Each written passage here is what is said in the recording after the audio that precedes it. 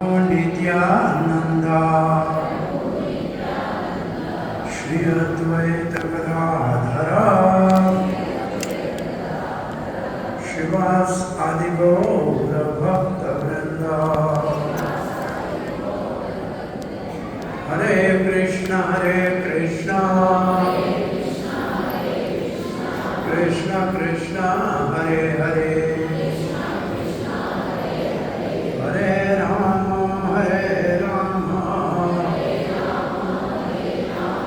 राम राम हरे हरे। श्री राधा मदन गोपाल मंदिर स्थान बहादुरगढ़ में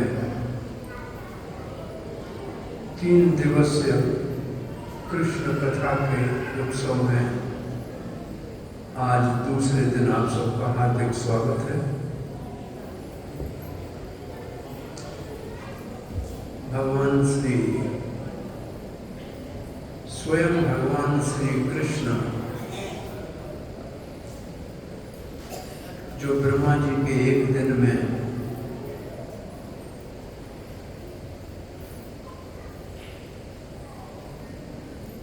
मथुरा में प्रकट होकर गोकुल में बाल लीलाएं करते हैं,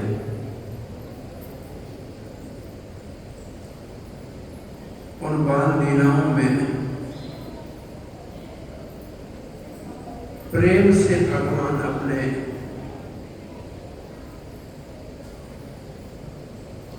वात्सल्य प्रेम के भक्तों के बस में हो जाते हैं। वात्सल्य प्रेम का अर्थ है भगवान को अपना पुत्र मानना, बेटा मानना और उसका लालन पालन करना, खिलाना पिलाना सुलाना नहलाना, उसको डांटना डपटना, ये सब वात्सल्य प्रेम में आते हैं।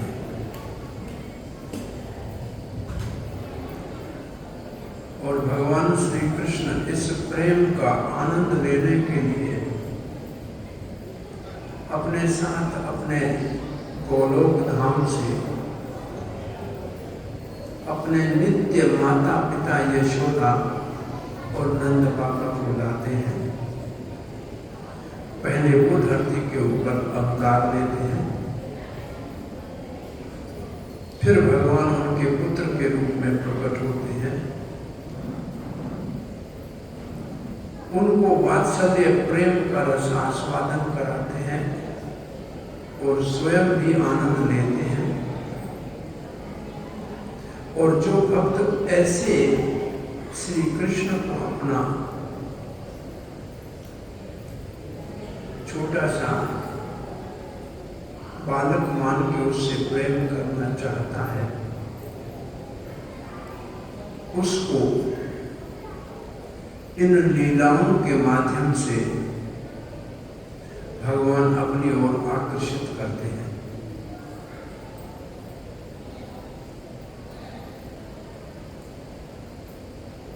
तो कल हमने नंद और यशोदा का सौभाग्य जिसकी कोई सीमा नहीं है,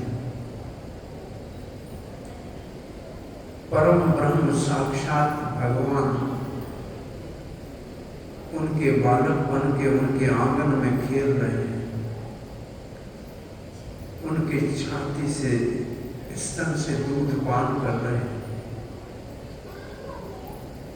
उनके कंधे के ऊपर चढ़ के घूम रहे हैं। कितना सौभाग्य उनका होगा जिनको भगवान पुत्र के रूप में प्राप्त हुए हैं।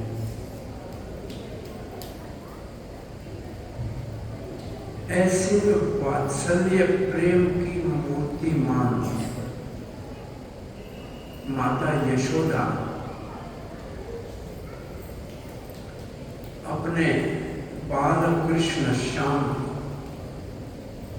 सुंदर के लिए दिवाली के दिन ही सेविकाओं को दूसरे काम में लगाकर स्वयं दही का मंथन करके अपने हाथ से अपने हृदय के प्रेम को, स्नेह को उस मक्खन में मिलाकर अपने पुत्र को खिलाना चाहती थी। और उसके लिए स्वयं ने दूध रात को उबाला था,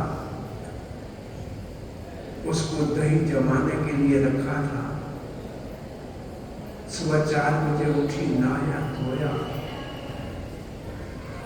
रेशमी साड़ी पहनी जो अलसी के पुष्प के रंग की, नीले रंग की, पुष्प नीले रंग का है, कृष्ण का रंग भी नीला, नीले बादल जैसा है। उसके तने से जो रेशम निकलता है उसकी पीले रंग की साड़ी पहनी है माता ने। कमर के ऊपर अच्छी तरह से कमरबंद कस के बांधा है। और जब दही का मंथन कर रही है तो कृष्ण की बाल लीलाओं को गा रही, वाणी से कृष्ण की लीलाओं का गान कर रही है। शरीर से कृष्ण के लिए दही से माखन निकालने का परिश्रम कर रही और मन से कृष्ण का स्मरण कर रही है। और उस जगह के ऊपर बैठ के दही का मंथन कर रही है जहां से पलंग के ऊपर सोए हुआ बाल कृष्ण उसको दिखाई दे रहा है और बार बार आंख उठा के उसको देख रही है। और जब दही का मंथन कर रही है, कल हमने जो श्लोक पढ़ा था, उस समय पहले तो गान कर रही थी, कृष्ण का बाल चरित्र गा रही थी, लेकिन गाने से माता को तो आनंद आ रहा था, परंतु माखन निकालने में उतना ज्यादा परिश्रम नहीं हो रहा था, तो गाना बंद कर दिया।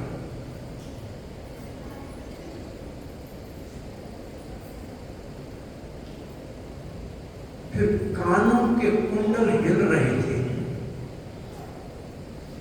कानों के कुंडलों को भागवत के 12वें स्कंद में कहा गया है योग और सांख्य विद्या का प्रतीक। कुंडल योग और सांख्य विद्या का प्रतीक है। उन दोनों का भी त्याग कर दिया, निषेध कर दिया कि ये भी भगवान की प्राप्ति के लिए आवश्यक नहीं है। तब माता के बालों में जो मालती के पुष्प लगे हुए थे वो भी नीचे गिरने लगे। मालती के पुष्प का भाव है ब्रह्म विद्या, जो माथे के ऊपर माता ने रखी थी, लेकिन माता के प्रेम को देखकर स्नेह से कृष्ण की सेवा में माखन निकालने के परिश्रम को देखकर वो फूल नीचे गिरने लगे, कहने लगे कि माँ ब्रह्म विद्या सबके भले माथे के ऊपर विराजमान हो, लेकिन कृष्ण के प्रेमी सेवा करने वाले भक्त के चरणों में उसका स्थान होता है। वो फूल भी नीचे गिर रहे और दूध जो मां के स्तन में माता का प्रेम पिघल के द्रव्य दूध बनता है। पिता का प्रेम भावात्मिक होता है, वो द्रव्य नहीं बन सकता। एक मां है जिसका प्रेम पिघल के दूध बन जाता है और उस दूध को जब वो बाहर निकलना चाहे उसको रोकने में माताओं को बहुत पीड़ा होती है। दूध निकल रहा था यशोदा के स्तन से दूध चू चू कर बाहर निकल रहा था। कृष्ण के पीने का समय था, लेकिन दूध ने सोचा आज मक्खन मैया के हाथ का अगर कन्हैया ने खाया तो हमको तो पिएगा नहीं, इससे हम बाहर निकल के, जैसे आंखों से आंसू निकलता है उसको आदमी देख लेता है, ऐसे हमको देख लेगा कन्हैया को तो हमको भी पी लेगा, तो हमारा भी सदुपयोग हो जाएगा। तो माता के स्तन से दूध बाहर आ रहा था। माता का श्रृंगार सारा परिश्रम के कारण बिखर गया था। मुख में पसीना था, काले बालों से पसीना, जैसे बादल से बूंदें गिर रही है ऐसे धारावाहिक मुख के ऊपर पसीना था। फूल गिर चुके थे, श्रृंगार बिगड़ चुका था, लेकिन माता परिश्रम से, प्रेम से कृष्ण के लिए दही से मंथन करके मक्खन निकालने के काम में लगी हुई थी। ये साधक के लिए जो भगवान को पाना चाहता है, उसके जीवन में शरीर की स्मृति भूल जाए, परिश्रम से कीर्तन में पसीना आए, श्रृंगार बिगड़ जाए, फिर भी सेवा को नहीं रोकना चाहिए।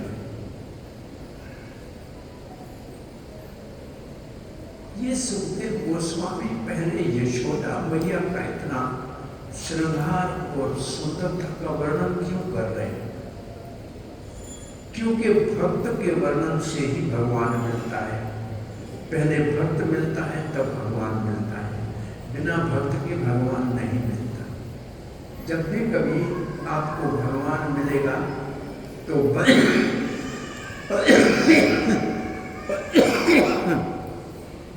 भक्त के संग से, भक्त की करुणा से, कृपा से मिलेगा। तो इसलिए पहले भक्त का वर्णन करना, उसके पास आप खड़े हो जाओगे ना, भक्त के पास आप यशोदा के पास में कहीं खड़ी हो जाओ अगल बगल में, तो थोड़ी देर के बाद कन्हैया यहाँ आएगा और आपको दर्शन हो जाएगा। भक्त के पास खड़े रहोगे तो भगवान जरूर मिलेगा।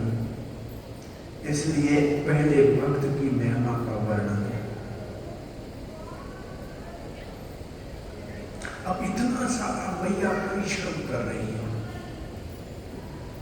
और कन्हैया सोया रहे,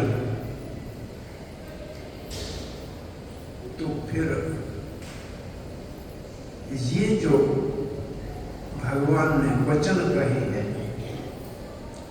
यत्र गायन्ति मद्भक्त तत्र तिष्ठामि नारद।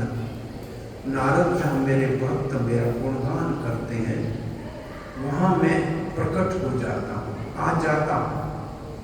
अब मैया गीत गा रही है, मैया प्रेम से भगवान के लिए माखन निकाल रही है, दही का मंथन कर रही है, और कन्हैया सोया रहे।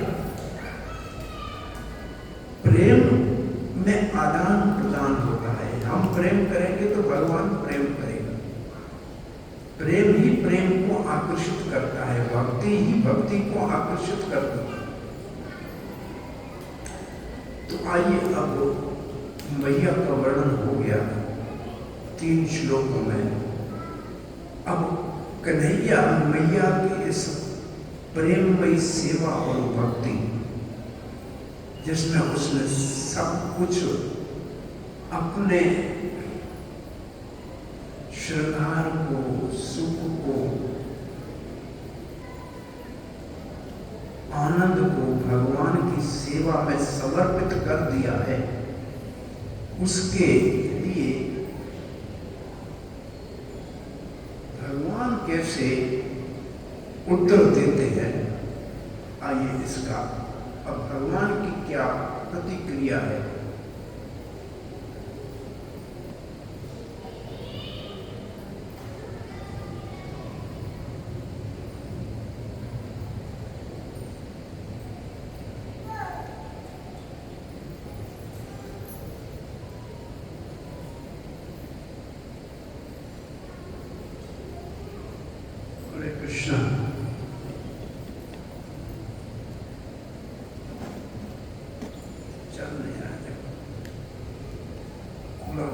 नीचे नहीं जा रहा है। दूसरा मेरा फोन लाया,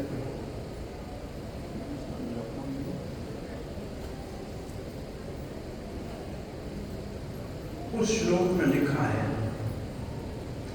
तान स्तन यशोदा के तान स्तन्य कामासाद्य मंथन्तिं जननीं हरि। तान का मतलब यशोदा मैया। यशोदा मैया जो इतना प्रेम से भगवान की सेवा का कार्य कर रही है, उसके स्तन काम, उनके स्तन का दूध पीने की कामना से, बच्चा उठता था दूध पीता था, उसका रोज का नेम था, अब उसके दूध पीने की इच्छा हो गई। अब इसको देखते हैं, अरे भगवान आपत काम है, भगवान को कुछ चाहिए नहीं, वो आत्मा राम है, आपत काम है, उसके अंदर कामना कहां से आ गई? प्रेम में इतनी शक्ति है, प्रेम इतना प्रभावशाली है कि भगवान जिसमें कोई कामना नहीं है, वो भी प्रेम के कारण अपने प्रेमी भक्त के छाती से दूध पीने की कामना करता, अपने सखा के साथी बनने की कामना करता, अपने प्रेमियों के लिए चलो भर छाछ के ऊपर नाचने के लिए तैयार है। ये प्रेम की बहुत बड़ी जो प्रेम के प्रभाव का वर्णन है। तो कृष्ण जो सोए हुए थे वो पलंग के ऊपर, पहले तो हाथ मार के देखा माँ माँ मैया, लेकिन मैया नहीं है, तो आंखें मसली और आवाज सुनाई दिया। मंथली दही में चल रही थी, धम धम धम, और मैया के जो कंगनी थी, यहाँ कंगन थे, वो कर रहे थे छुम छुम, और कुंडल हिल रहे थे, और माता जी के मुख से यशोदा के गोविंद जय जय गोपाल जय जय गोविंद जय जय गोपाल जय राधा हरि गोविंद जय जय गोविंद जय गोपाल जय गोविंद जय गोपाल जय। ऐसे जो गान सुन रहा था, ये तो कीर्तन हो रहा है। मंथनी ऐसा आवाज निकाल रही है जैसे मृदंग बाज रहा है, चूड़ियां ऐसे खनक रही हैं जैसे मंजीरे बज रही हैं, और मां कीर्तन कर रही है। तो कृष्ण पलंग से नीचे उतरे, लटक के उतरे, 3 साल का बच्चा है, नीचे उतरा, और मन में क्या है?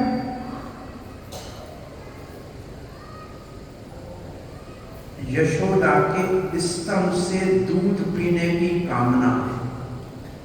तो कहां है यशोदा? मंथन्तिम, वो दही का मंथन कर रही है।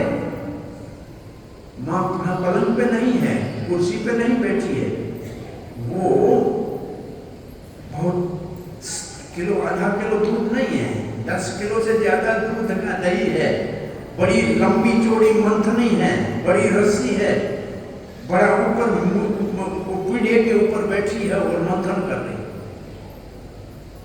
तो कौन है, कहां है यशोदा? मंथन कर रही है। क्या लगती है? जननी हरि, वो हरि की जननी है, अपनी मां है। किसका दूध पीने जाना था? अपनी मां का। जननी हरि, हरि की जननी है। अरे भाई, भगवान ने कभी जन्म लिया है क्या? वैकुंठ में कोई माता होती है क्या नारायण की? आपने नारायण की माता का नाम सुना है? होता ही नहीं। लेकिन यहां वो वैकुंठ में रहने वाला जिसका कोई माता पिता नहीं है, वो प्रेम के और कैसे आ रहा है, किसके ऊपर चढ़ के आ रहा है? प्रीतिम आवाहन, चढ़ना है, वाहन के ऊपर चढ़ के आते हैं ना। वाहन कौन सा है? किसके ऊपर चढ़ के आ रहे हैं कृष्ण? बोला प्रेम के वाहन के ऊपर चढ़ के आ रहे हैं। वो मां के प्रेम के कारण अपनी माता हरि की जननी है, उसके स्तन का पान करने के लिए आ रहे हैं। तो कैसे किए, क्या किया? कृष्ण चल के वहां आए जहां यशोदा दही का मंथन कर रही थी, और कृष्ण ने खड़े होकर ऐसे देखा। यशोदा की आंखें बंद थी और बड़ी तन्मयता से मंथन कर रही थी। अब कृष्ण मां की छाती का दूध पीना चाहता है, कैसे पिए? तो उन्होंने एक काम किया, सोचा क्या करना। क्या किया? गृहीत दधी मंथानम निषेधित। वो जो बीच में मंथनी हिल रही थी ना, डंडा जो था उसको ऐसे पकड़ लिया।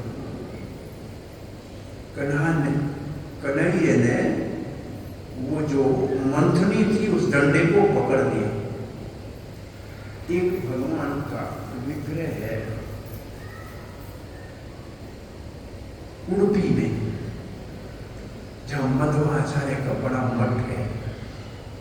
वहां श्री कृष्ण भगवान के हाथ में दही का मंथनी को ऐसे पकड़ा हुआ, और ये भगवान का विग्रह मूर्ति द्वारका के अंदर रुक्मणी के महल में पूजी जाती थी। माखन खाने वाला कृष्ण जो यशोदा के दही मंथने वाली उस मंथनी को पकड़ के खड़े। कालांतर में जहाज पानी के में जाने वालों ने जहाज में सामान के संतुलन को बनाने के लिए बहुत बड़ा गोपी चंदन का एक इतना बड़ा पत्थर नाव में रख दिया। नाव द्वारका से चली, समुद्र से चलती चलती उडुपी के पास पहुंची, ये तमिलनाडु। वहां समुद्र के अंदर नाव फंस गई नीचे समुद्र की रेत में, हिल नहीं पा रही थी। उस समय मध्वाचार्य, जिसकी संप्रदाय से चैतन्य महाप्रभु ने हमारी इस गौड़ीय संप्रदाय को जोड़ा है, वो मध्वाचार्य वहां समुद्र के किनारे बैठे थे। उन्होंने उनकी नाव को निकालने में सहायता की, बड़े शक्तिशाली थे। भीम का अंश था उनमें, जो पांडवों में भीम है उसका अंश था, उसने बहुत शक्तिशाली था। जैसे नाव निकली तो उन्होंने कहा कि अब सामान हमको यहाँ कुछ बेचना है, तो नाव का संतुलन ठीक है, ये आप साधु गोपी चंदन आपको देते हैं। वो बड़ा गोपी चंदन का टुकड़ा दिया, उन्होंने उठाया, गोपी चंदन जैसे टूटा अंदर से, ये भगवान की मूर्ति निकली, जिसके हाथ में दही का मंथने का जो है वो मंथनी है। तो वो मंथानी हाथ में ली हुई कृष्ण ने, तो ये कृष्ण का रूप पूजा जाता है। आके मंथनी को पकड़ लिया। अब पकड़ने से क्या हुआ? काम रुक गया, मैया का काम रुक गया। निषेध करने का मतलब रोक दिया। अब मंथनी चल नहीं रही। यशोदा ने आंखें खोली, सामने बच्चे को देखा, इतना भारी मंथनी को हाथ से पकड़ लिया है। इसका अर्थ तो ये है कि हमारे बच्चे का पालन पोषण अच्छा हुआ है, बड़ा शक्तिशाली, कौन रोक दिया? मां को खुशी होती है जब बच्चे में शक्ति दिखाई देती है। अरे माखन चुरा के खाया या घर का खाया, बच्चा तो हृष्ट पुष्ट है, काम तो रोक दिए, काम रुक गया। तो काम जो रुक गया तो क्या होने वाला है? दूसरा श्लोक इसका कैसे आएगा? 5 आया। ताम अंक आरूढ़ अपायत स्तनम। मां मुस्कुराई, आया तो प्रेम से आया था, माता का स्तन पान करने के लिए आया था। मां मुस्कुराई, जैसे मां मुस्कुराई बच्चा अपने आप मां की गोद में चढ़ गया। आरूढ़ अपायत स्तनम, स्तन पान करने के लिए अपने आप ऊपर चढ़ गया, क्योंकि अपनी मां थी, जननी थी, अधिकार था, और चढ़ गया। और जैसे ही वो गोद में आया, मां ने मंथन का काम रोक दिया। बच्चा भूखा है, दूध पीना चाहता है। स्नेह श्रोतम स्वस्मीतम ईक्षत मुखम, अपना स्तन अपने बेटे के मुख में दे दिया। मक्खन निकला नहीं था। कृष्ण ने देखा कि मां मुझे मक्खन खिलाना चाहती है, मैं मां का अपना दूध पीना चाहती, तो मां मुझे मक्खन खिलाना चाह रही है और मेरे लिए इतना परिश्रम कर रही है, पसीना पसीना हो रही है, श्रृंगार बिगड़ गया है। मां को इतना परिश्रम देने के लिए मैं इसका बेटा बनाऊं? नहीं, इसको सुख देने के लिए आया। मैं इसका दूध पीने से प्रसन्न होता हूं, मक्खन खाने से नहीं। मैं इसका दूध पीऊंगा। मां और बेटे में कंपटीशन हो गई, स्पर्धा शुरू हो गई। कृष्ण कहते हैं मैं मां का दूध पीऊंगा, मक्खन नहीं खाऊंगा, और कृष्ण जीत गया, मैया हार गई।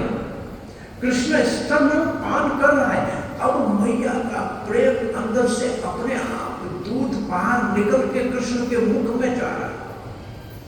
वो कृष्ण दूध पी के मुस्कुरा के मां को देख रहे हैं। सस्मितम ईक्षतम मुखम, कृष्ण मुस्कुरा रहा है और मां उसका मुख देख रही है। अब 2 काम हो रही है, मां पिला रही है दूध और बेटा दे रहा है मुस्कुराहट अपनी मां को। मां मुस्कुराहट देख के प्रसन्न हो रही है और बेटा दूध पी के प्रसन्न हो रहा है। ये माता में और बेटे में एक प्रेम का संबंध स्थापित होता है जब मां अपने बेटे को अपना स्तन का पान कराती। ये एक ऐसा संबंध है, बच्चे के अंदर जो उसका शरीर है, जो उसके संस्कार हैं, जो उसकी बुद्धि है, जो उसके विचार हैं, ये सब मां से आते हैं। जब मां के गर्भ में होता है तो नारी से भोजन मिलता है, लेकिन जन्म लेने से पहले मां के स्तन में भगवान दूध उस बच्चे के लिए तैयार कर देता है। और ये दूध पिलाना संस्कार देना है बच्चे को,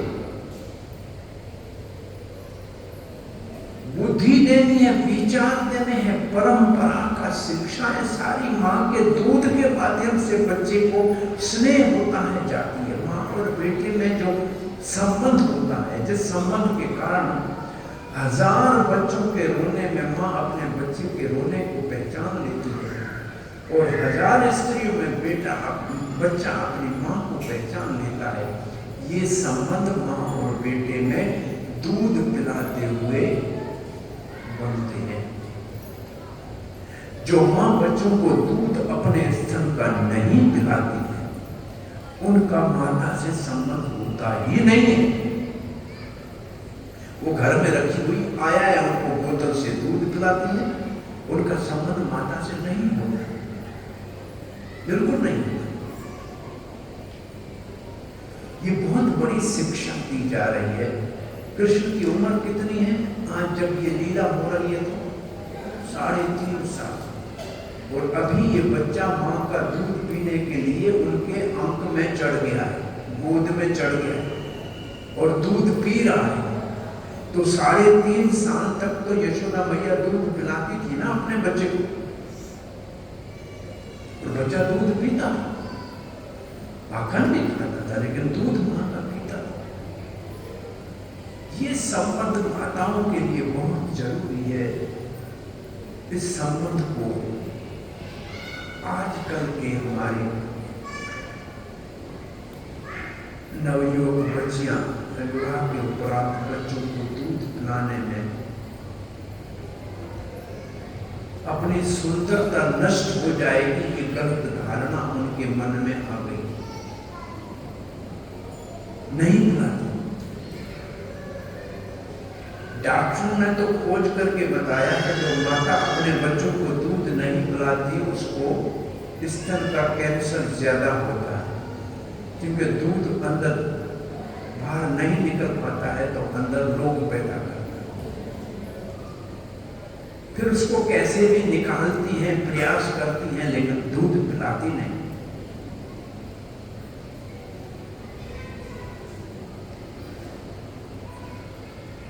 संबंध में मां और बेटी का स्तनपान कराने से पैदा होता है और कोई रास्ता नहीं।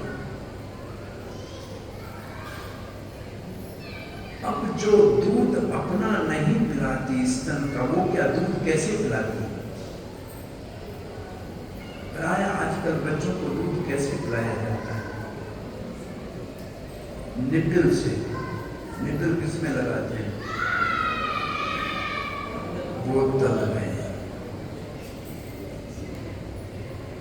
अब जब बच्चा बोतल को ऐसे पकड़ के दूध पिएगा तो दूध कहां से आ है? बोतल से। तो मुस्कुरा के किसको देखेगा बच्चा? बोतल को। और कहेगा मेरी माँ बहुत अच्छा दूध पिला रही है, पाउडर वाला दूध पिला रही है, भैंस का दूध पिला रही है, बकरी का दूध पिला रही है, गाय का दूध पिला रही है। माँ का दूध तो है नहीं।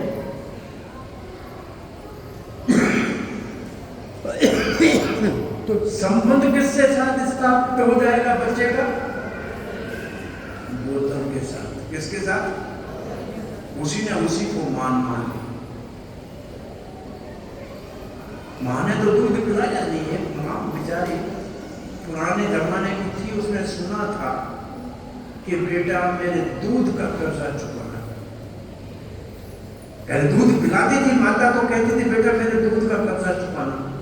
आजकल की माता कहती है बेटा दूध वाले का कर्जा चुकाना। दूध तो पिलाया ही नहीं तो दूध का कर्जा क्या चुकाएगा? दूध वाले का कर्जा चुकाना, वहीं से दूध आया जाते हैं और वो कर्जा चुकाना ही बेटे के लिए मुश्किल हो गया। अब बच्चा जब 8-9 साल का होता, 8-9 के हमारे तो 5 साल का बच्चा होता है, वो बोलता है बोतल लेके दो। क्या बोलता है? बोतल पीऊंगा, कोल्ड ड्रिंक।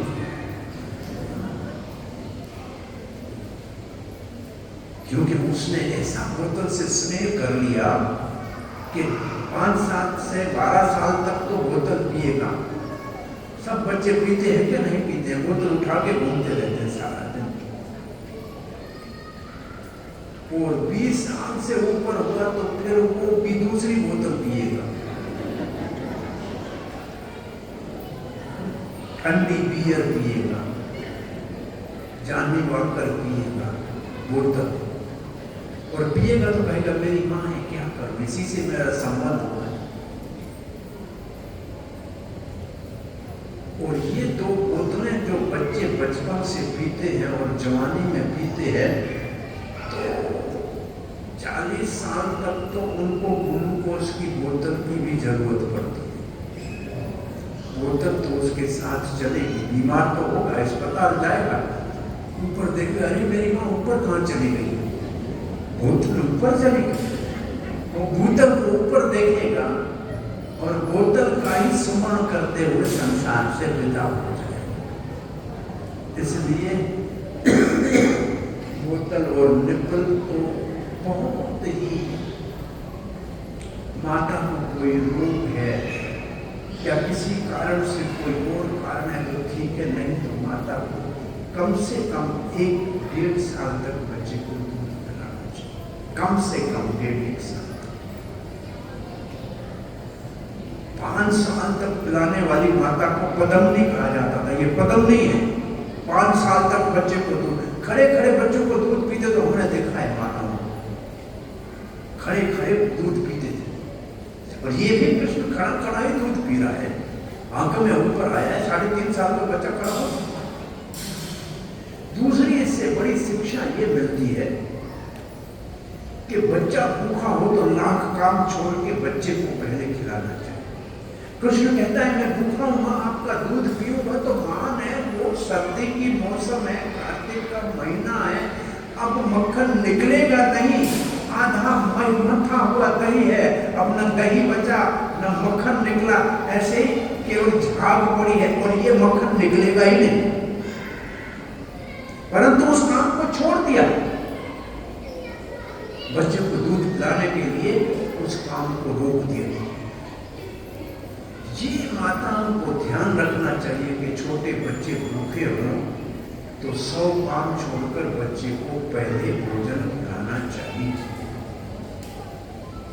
और जो माताएं अपने हाथ का पीसा हुआ आटा, सुबह सवेरे आटा पीसती थी, फिर दही का मंथन करके मक्खन निकालती थी अपनी गाय का, और गर्म रोटी के ऊपर मक्खन रख के बच्चे को खिला के स्कूल भेजती थी पढ़ने के लिए, वो बच्चा, लक्षण अच्छे होते थे क्योंकि मक्खन खाता था तो लक्षण भी होते थे, और असली मक्खन अपनी माँ के हाथ का खाता था।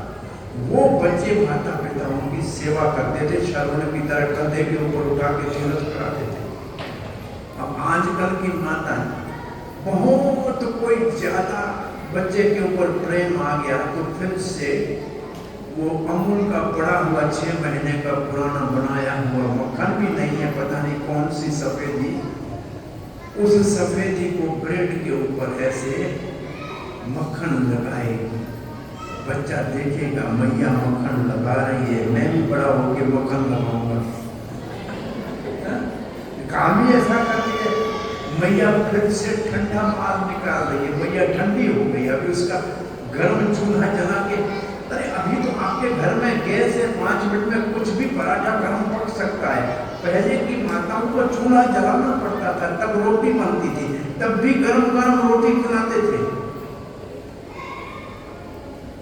बहुत बड़ा ये संस्कार में हमारी गिरावट आ गई है जी।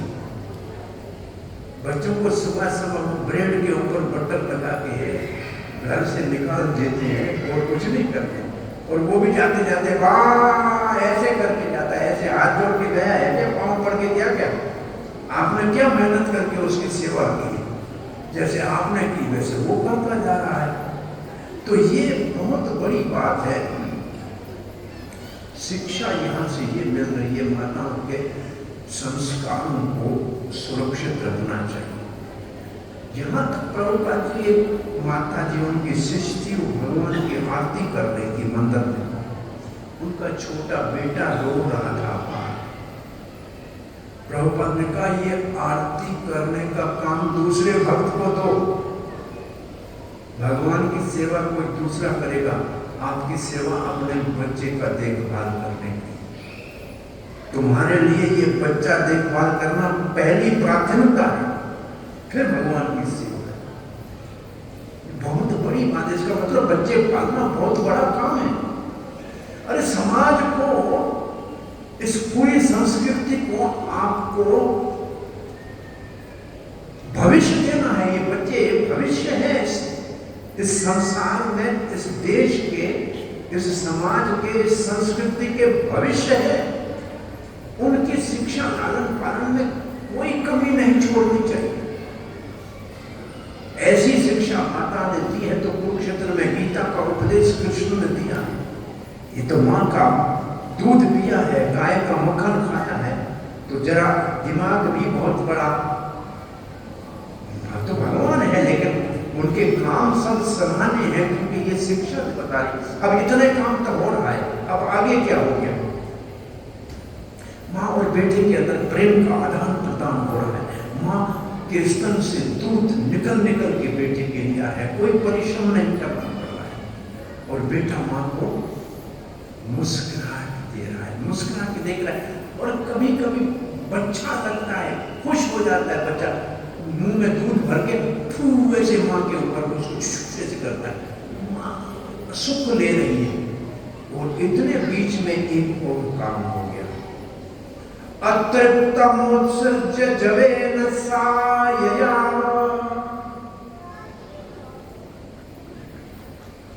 उदीच्यमाने पश्यसि तो अधिसते। ये माता पिता के बीच में दूध लाने का और मुस्कुराने का संबंध चल रहा था। इतनी देर में जो चूल्हे के ऊपर अंगीठी में दूसरा दूध गर्म करने के लिए चढ़ाया था यशोदा ने कि इसकी रबड़ी बनाएंगे कृष्ण के लिए, वो उबल रहा था। वो दूध उफन के नीचे आग में गिरा, उठ का आवाज मैया ने सुना। तब क्या किया? तब मैया ने कन्हैया को यहाँ जो था उसको ऐसे करके ऐसे नीचे रखा, पटका नीचे, उत्सर्ज्य नीचे रखा। ये वो कन्हैया है, 3.5 साल का है, दूध पीना है, उसको उठा के नीचे पटक दिया। और ये कन्हैया 6 दिन का था और 12 कोस की पूतना, 12 कोस की पूतना दोनों हाथों से कह रही है मुझे छोड़ो छोड़ो, छुड़ा नहीं पाई।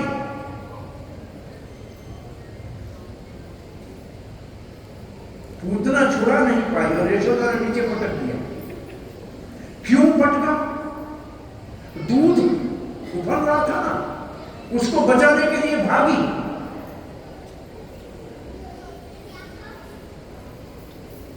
और कृष्ण कहता है अतृप्तम, मैं अभी पेट नहीं भरा है, आधा भूखा हूं, मुझे छोड़ के चली गई। यशोदा ने देखा मेरा दूध है, मेरा बेटा है, ये तो मैं कभी भी पिला सकती हूं, लेकिन वो जो कृष्ण की सेवा के लिए दूध है उसकी रक्षा पहले करनी चाहिए। बहुत बड़ा सिद्धांत है। भगवान को छोड़ के भक्त की रक्षा पहले करनी चाहिए। यशोदा ने भगवान को नीचे रख दिया और जो दूध भगवान की सेवा में लगने वाला भक्त था उसकी रक्षा पहले कर, क्योंकि वो भगवान की सेवा में लगने वाली चीज थी।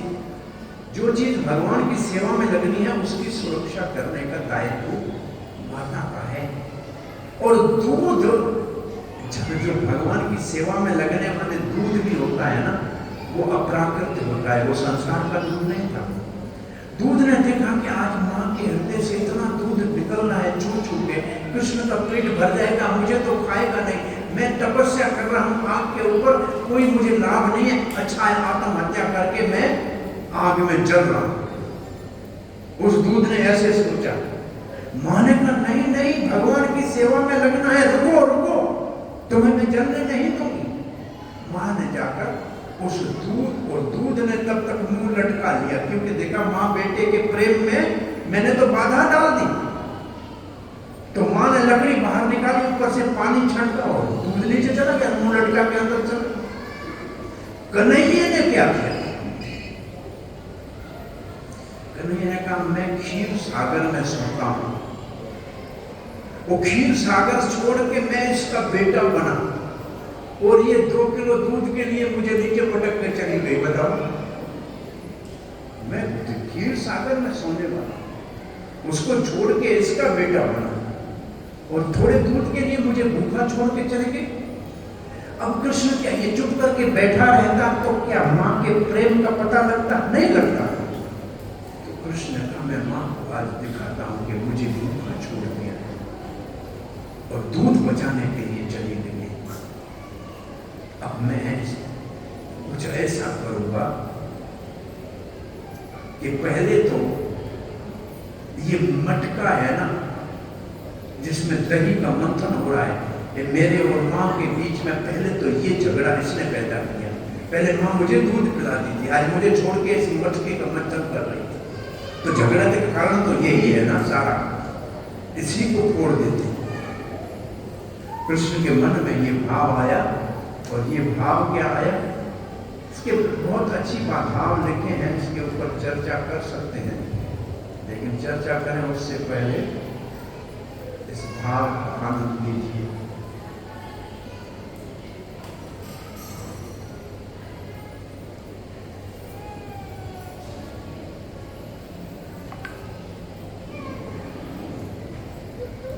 तान आत्म ये सही तो आगे चला गया, 9 चल गया, 6 से 9 तो 6 चाहिए ना हमको। हरे कृष्णा।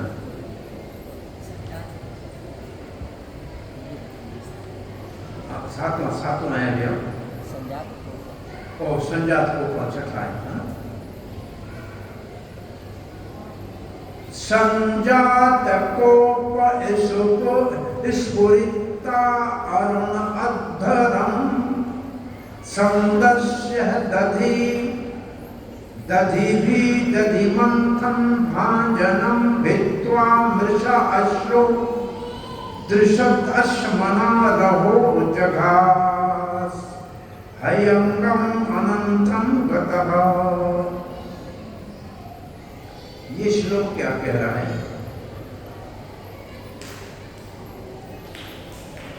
संजात को कृष्ण को क्रोध आ गया, गुस्सा आ गया। किस बात पे गुस्सा आया? मुझे नीचे पटक के दूध के लिए चली गई, मैं भूखा हूं। गुस्सा आ गया।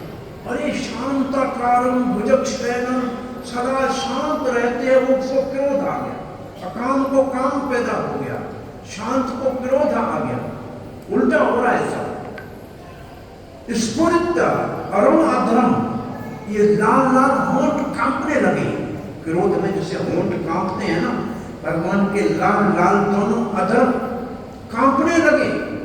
संदर्श्य दधि मंत्र भाजनम, वो जो मटका सामने पड़ा था ना दही का, जिसके पास उसको पटक के गई थी, उसके लिए उन्हें उसको भाजनम, उसको तोड़ने का संकल्प करके इसी मटके को तोड़ूंगा।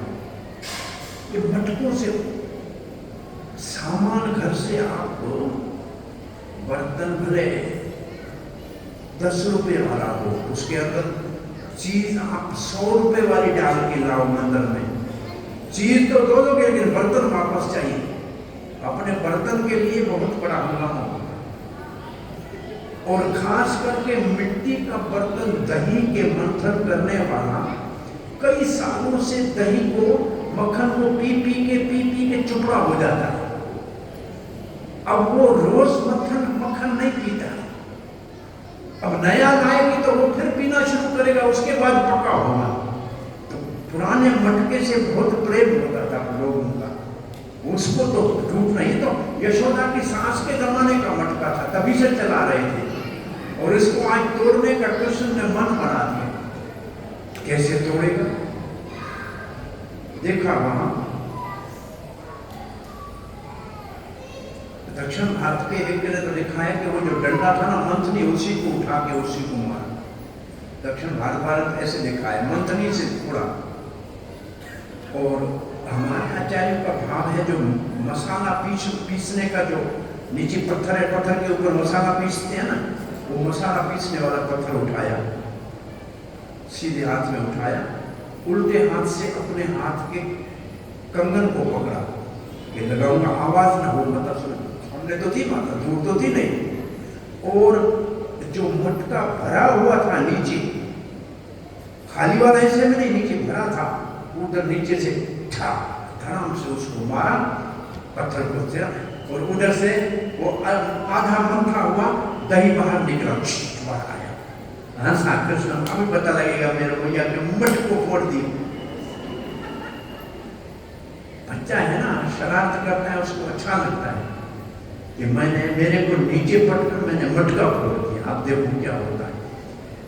और फिर देखा कि दही बह गया, उसके ऊपर 2 कदम रखे तो अपने चरणों के निशान उसके ऊपर उभर आए, पांव जो ऊपर आया ना, तो भगवान के चरणों में अंकुश है, शंख है, पद्म है, ध्वजा है, गोपद वत्सन है, ये चक्कर है, ये सब दिखाई दे रहे थे। इतने बड़ा हो गया था वो निशान, सब दिखाई दे रहे थे। कृष्ण को डर लगा, मैया मारेगी, मटका फोड़ा है, मैया मारेगी, तो क्या करना चाहिए। जो मक्खन टंगा हुआ है ना दूसरे कमरे में, वो कल का निकाला हुआ है, मैं उसी को जाके खाता हूं, कहूंगा मैं भूखा था, मैं क्या कर सकता हूं, तुम छोड़ के चली गई भूखे को, देखो ये मक्खन खा रहा हूं। यहां लिखा है भित्वा, डर गया, भित्वा का मतलब डर गया। मिश्रा अश्रु, अब मिश्रा अश्रु का मतलब सच बच के नहीं, झूठ के आंसू।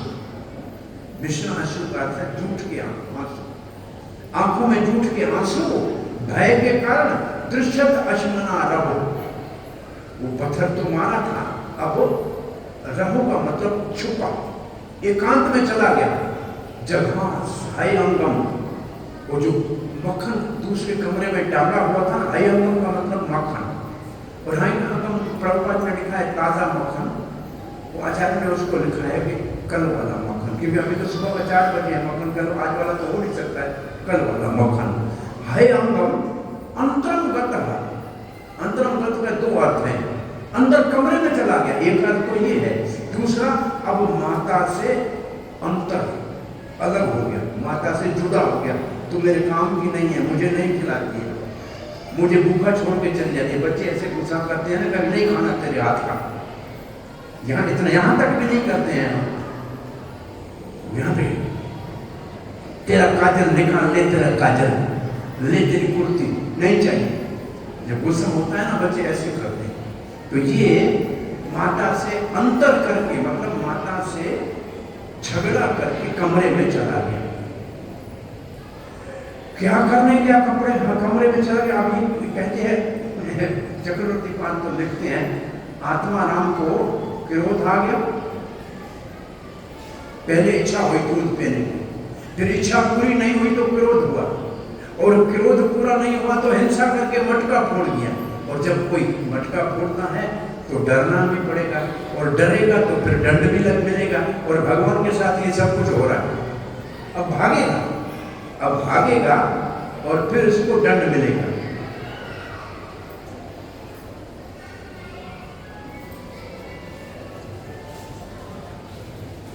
हरे कृष्णा कृष्णा कृष्णा हरे हरे, हरे राम राम राम हरे हरे। अब ये तो कृष्ण ने काम किया, क्या किया, मटका फोड़ा, दूसरे कमरे में गया और वहां से माखन खाने लगा। अब माता ने क्या किया, उतार्य गोपी सुश्रुतम पय पुनः, माता ने वो जो दूध उबल रहा था उसको नीचे उतारा, गिरने से बचाया, और फिर वापस आई, कहां, जहां कृष्ण को छोड़ा था। परविश्य संदृश्य दधई अमृतकम, देखा दही का मटका टूटा हुआ है, दही सारा बिखरा हुआ है। भगनम विलोक्य, टूटे हुए मटके देखा और फिर सुसुतस्य, अरे ये मेरे बेटे का काम है, कर्म तज ससुतस्य कर्म, ये मेरे बेटे का काम है, यहाँ कोई और तो था नहीं, इसीलिए तोड़ा है। और तब क्या हुआ, जहाज हंसी, यशोदा को हंसी आ गई, जहाज हंसी क्यों आई, कितना शरारती हो गया, थोड़ी देर के लिए नीचे उतरा, मटका ही फोड़ दिया। मां को जहां सतम चापी न तत्र पश्यति, गया कहां, दिख नहीं रहा, मटका तो इसीलिए फोड़ा है, गया कहां, दिख नहीं रहा है। माता को आश्चर्य हुआ। ये दो भाव माता के मन में आ रहे हैं, पहला शरारती हो गया है, बड़ा उद्दंड हो रहा, थोड़ी देर में मटका फोड़ के चला गया, और फिर मैया को भय लगा कि डर के मारे कहीं जंगल में चला गया, तो अभी तो सुबह 5 बजे का टाइम है, अभी तो कोई घर में है भी नहीं, और इसने कुछ खाया भी नहीं है, भूखा है, तो देखना चाहिए कहां गया है। माता को थोड़ी देर के लिए क्रोध आता है, लेकिन क्रोध थोड़ा ज्यादा रहता नहीं है बच्चे के ऊपर, वैसे वो क्रोध होता ही नहीं है, वो एक डराने के लिए थोड़ी देर लिखते से लिखा है इसमें, डराने के लिए करती है। तो यहाँ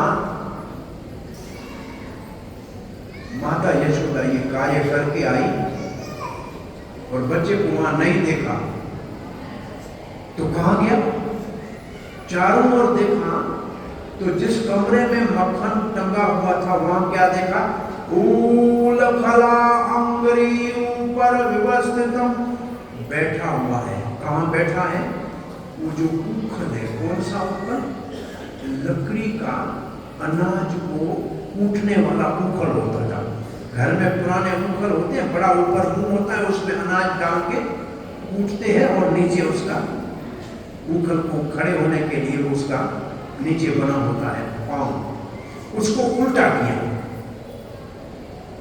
वैसे घर में उखल उल्टा रखते थे कि खुला होगा तो उसमें कचरा आएगा, उल्टा उखल पड़ा था, तो उल्टा जो उखल था तो उसका जो पीछे का है ना, वो तो स्टूल बना हुआ था, उसके ऊपर बैठा हुआ है।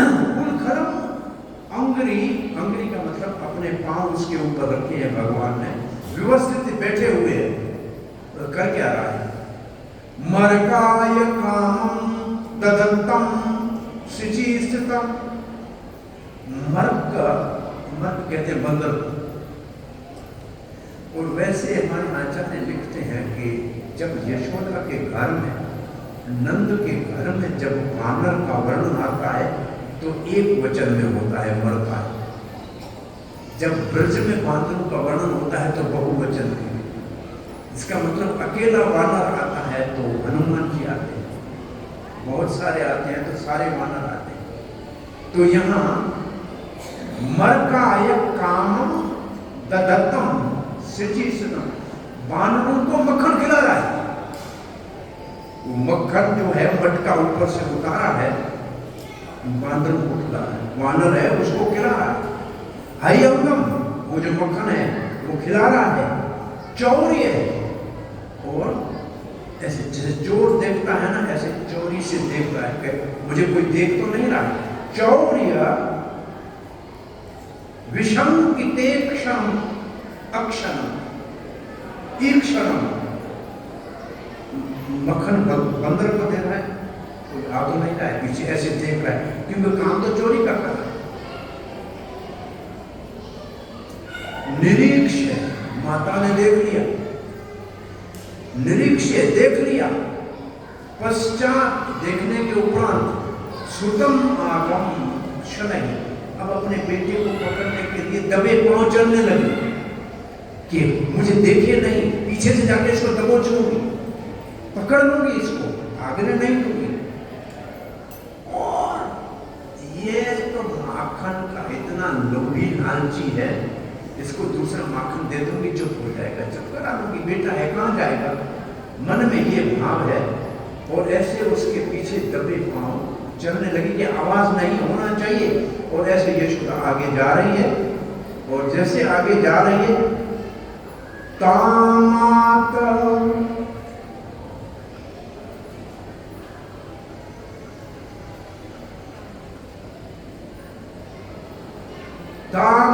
यष्टि, और यशोदा ने डबे पर जहां तो रही है, हाथ में एक लाठी उठा ली। यष्टिम कहते हैं लाठी। तामात यष्टिम, लाठी उठा ली। क्यों? क्योंकि बंदर है, बंदर होते हैं तो वृंदावन में सब लाठी उठा के चलते हैं, तो लाठी हाथ में ले ली। तामात यष्टिम परस्मीक्ष स्तवर, वो अभी तो इसी माँ का बेटा है ना, उसने देख लिया कि माँ पीछे लाठी लेके आ रही है, इसका मतलब पकड़ेगी और मारेगी। इस तरह वो ताबड़तोड़ वहां से कूदा, स्तवर परमीक्षी, पीछे से देखा माँ आ रही है, ऊपर से कूदा। ततो अवर हुई पास भित्वा, और भय के कारण भागा। अब आगे कन्हैया भाग रहा है, पीछे मैया भाग रही है। ये नंद भवन की बात है। वो गेट तक चला गया, मैया ने कहा बाहर थोड़ी जाएगा। कन्हैया ने कहा इस वक्त कोई नहीं है, निकलो बाहर। वो गेट से बाहर भागा।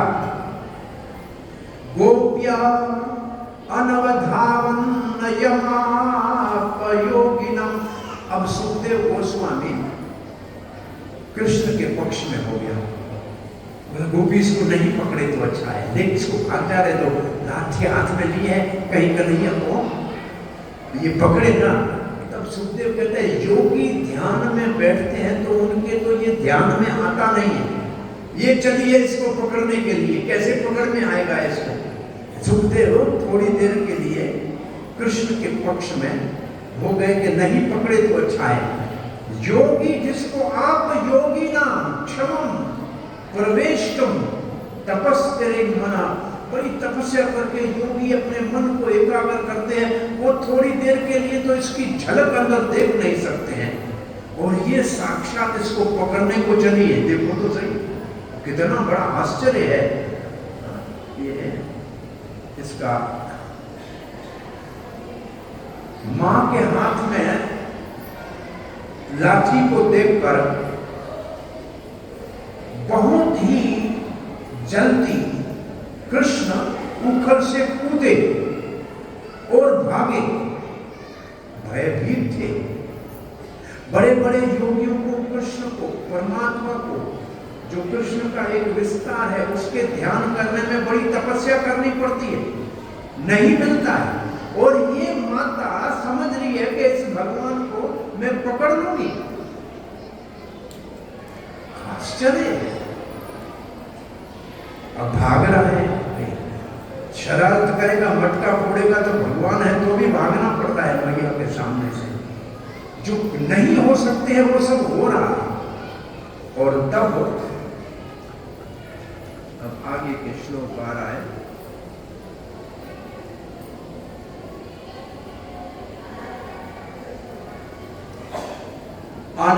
अनवांचमाना जननी व्रत चल, अभी भी सुखदेव कृष्ण के पक्ष में है। कह रहा है यशोदा एक तो उम्र की बड़ी और उसकी कमर बहुत पतली है, और उनके स्तन भारी हैं और नितंब भारी है, इसलिए दौड़ नहीं सके। वो तो छोटा बच्चा है, भाग जाएगा। वो जो यशोदा का वर्णन कर रहे हैं, जननी व्रत चला श्रोण ही, तेज नहीं भाग पा रही है यशोदा, क्योंकि छाती भारी भारी है, नितंब भारी है, कमर बहुत पतली है। गति सुमध्यमा, सुमध्यमा सुंदर स्त्री के लिए शब्द है संस्कृत में। सुमध्यमा का मतलब जिसकी कमर बहुत पतली हो, उसको सुमध्यमा कहते हैं। सुमध्यम मतलब पतली कमर, वो सुमध्यमा है यशोदा। जवेन विषम केश बंध, और यशोदा फिर भी भाग नहीं पा रही थी, भारी शरीर था, लेकिन इतना जोर लगा के पकड़ने के लिए भाग रही थी कि केश बंध खुल गया, जो जैसे जूड़ा ऊपर बंधा था वो खुल गए बाल। च्यूत प्रशोन जो फूल थे बालों में वो नीचे गिर पड़े। अनुगति, वो जहां से यशोदा जा रही पीछे फूल ऐसे जा रहे थे। इसका अर्थ ये, जो भगवान के पीछे भागता है, किसके पीछे भाग रही थी यशोदा? कृष्ण के पीछे भाग रही थी।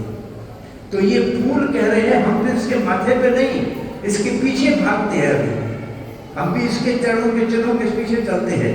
वो भाग रही थी परामर्शित। परामर्शित का मतलब है जाके पीछे से यशोदा ने पकड़ लिया।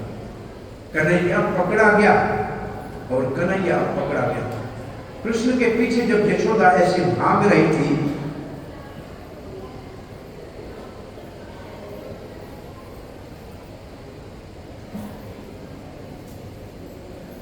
इस प्रकार जब कृष्ण के पीछे यशोदा भाग रही थी तो उनकी पतली कमर के कारण और भारी स्तन और नितंब के कारण वो धीमी गति से चल रही, परंतु कृष्ण के पीछे दौड़ने का प्रयास करने के कारण उनके बाल बिखर गए, फूल नीचे गिरने लगे, उसके पीछे चलने लगे और ऐसे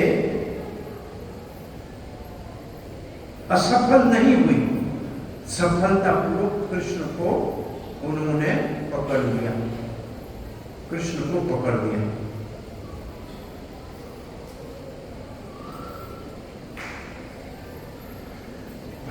चक्रवर्ती पाल लिखते ऐसा सुखदेव भले थोड़ी देर के लिए कहे, योगियों को भले कृष्ण हाथ ना आए, लेकिन ऐसा यशोदा के साथ नहीं होगा। यशोदा ने उसको पकड़ लिया, उसको यशोदा ने पकड़ लिया, पीछे से पीछे से पकड़ लिया।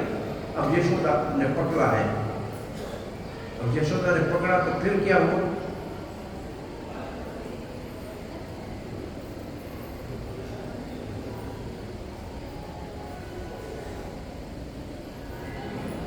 कौन सा श्लोक पढ़ा और कौन सा अब है? यशोदा ने पकड़ने की क्या कहा? आप देख रही है क्या हो रहा है? गोकुल में है कि भाई इधर बैठिए, लीला आपको दिख रही है गोकुल में कैसे क्या हो रहा है वहां? हाँ, क्या हुआ अभी तक वो सब आपको दिख रहा है कि नहीं दिख रहा है? मैया ने पीछे से जाके पकड़ लिया। कृताकसंतम, अपराधी हो, कृताकसम का अपराधी हो, तम प्ररुदंतम अक्षरी, अपने अपराध के कारण वो आंखों से मसल मसल के आंसू बहा रहा था। क्षंतम अज्ञम मश्री स्वपाणिना, अपने हाथ से आंखों को मसल मसल के काजल निकल के नीचे लकीरें आ रही थी। उद्वीक्षणम भय विह्वल लक्षणम, आंखों में बहुत बड़ा भय था, बहुत भय था, विह्वल था। क्या करेगी? हाथ में लाठी है, मारेगी क्या भैया?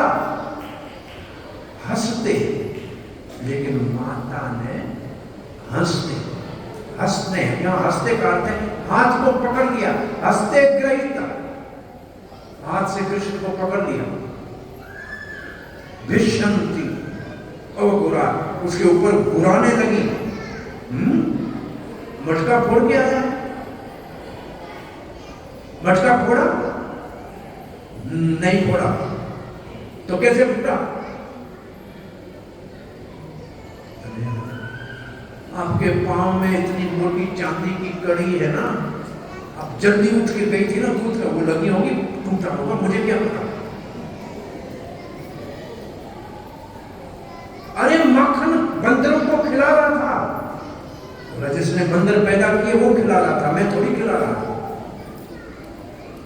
जिसने बंदर बनाया वो खिला रहा था। अरे तो बंदर का मित्र है, बोला छोड़ो ना, जाओ जंगल में, यहाँ क्यों पकड़ के रखा है? बंदर को तो जंगल में जाता हूं, छोड़ दो। ये माता के और बेटे के बीच में बात हो रही है। आंखों से आंसू मसल के आंसू बाहर निकलने हैं, काजल निकल रहा है। अंजन कहते हैं, अंजन मछली, आंखों को मसलने से काजल बाहर निकल रहा है, सब पानी ना अपने हाथ से, एक हाथ तो मैया ने पकड़ रखा है, बाकी बचा एक हाथ, उससे ऐसे कर रहा है दोनों हाथों से। आज तक कभी भी आंसू आते थे तो मैया अपने आंचल से आंसू पोंछती थी, लेकिन आज मैया तो डंडी हाथ में डंडा लेके खड़ी है तो अपने हाथ से अपने आंसू पोंछ रहे हैं और आंखों में बहुत भय है। क्या करेगी मैया, वैवल है, आंखें में भय दिख रहा है। और ऐसी स्थिति में कृष्ण ने बोलना शुरू कर दिया। कृष्ण क्या बोल रहे हैं?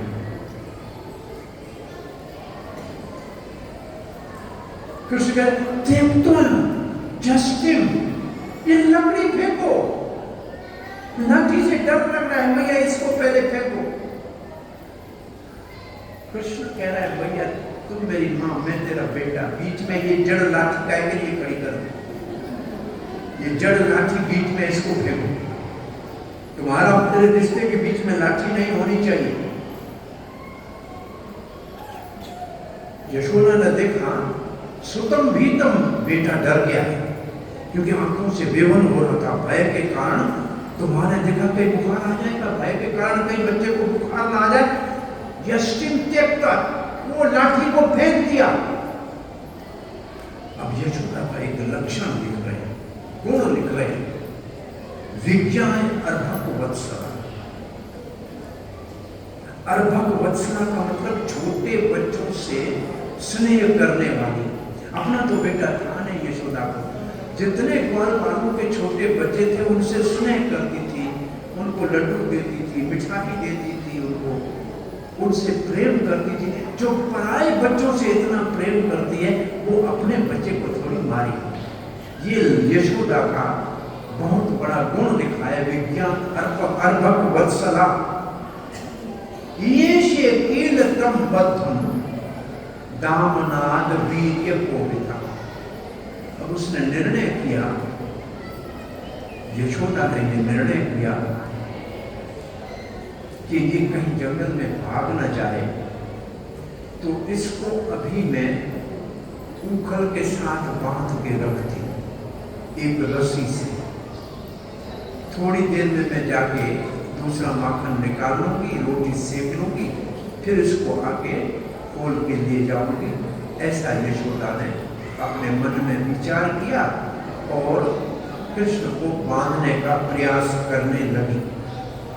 अब कल हम यहाँ से आगे पढ़ेंगे कि यशोदा बांध पाई कि नहीं बांध पाई, बांधना तो कैसे बांधा और उसके बाद क्या हुआ, ये अध्याय कल हमारा पूर्णाहुति पे पहुंचेगा। यहाँ आज 12वें श्लोक तक हमने पढ़ा है। मुझे मत मारो कह रहा है, तुम्हें लाठी नहीं खानी है, डांट नहीं खानी है, तो बताओ तो सही तुमने क्यों मटका फोड़ा। मुझे ये बात पता, ये बाद में बताऊंगा, पहले लाठी फेंको, पहले लाठी फेंको। अब यशोदा को चिंता होने लगी कि बच्चा डर जाएगा, लाठी फेंक दी और ये निर्णय किया इसको मैं अब बांधने जा रही। तो जो भगवान को यशोदा ने बांध के उसको दामोदर का यश दिया, उस लीला की ये भूमिका है। और अब यशोदा कृष्ण को बांधने का प्रयास करेगी। 8 बज रहे हैं, मेरी कथा को यहाँ विराम देते हैं। कल फिर शाम को आगे की कथा करेंगे। हरे कृष्ण।